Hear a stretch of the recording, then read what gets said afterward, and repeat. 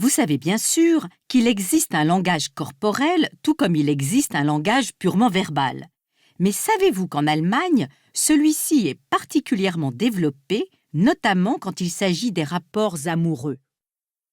À Berlin, nous avons demandé à quelques Allemands et Allemandes la façon dont ils s'y prenaient, dans une boîte de nuit par exemple, pour indiquer à une personne qu'ils avaient un petit faible pour elle. Regardez.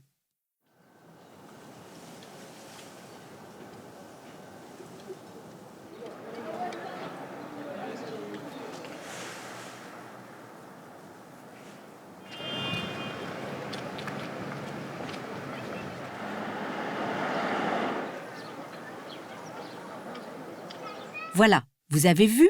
Tous tripotent, tortillent ou tirent le lobe de leur oreille. Bref, il s'agit là d'un petit signe de reconnaissance que nous ignorons complètement de ce côté-ci du Rhin.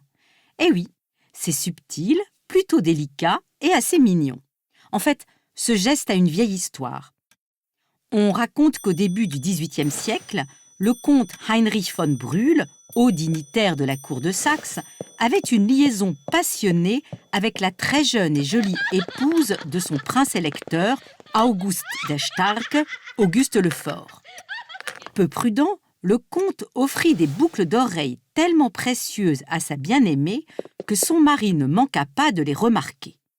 Pris d'un accès de colère devant la confusion de son épouse, incapable d'en expliquer la provenance, le mari jaloux arracha la boucle d'oreille sans ménagement aucun, blessant ainsi le lobe de l'oreille de la jeune femme.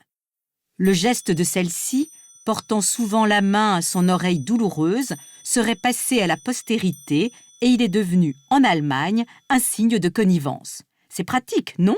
Et assez discret. Ne devrions-nous pas l'introduire côté français ?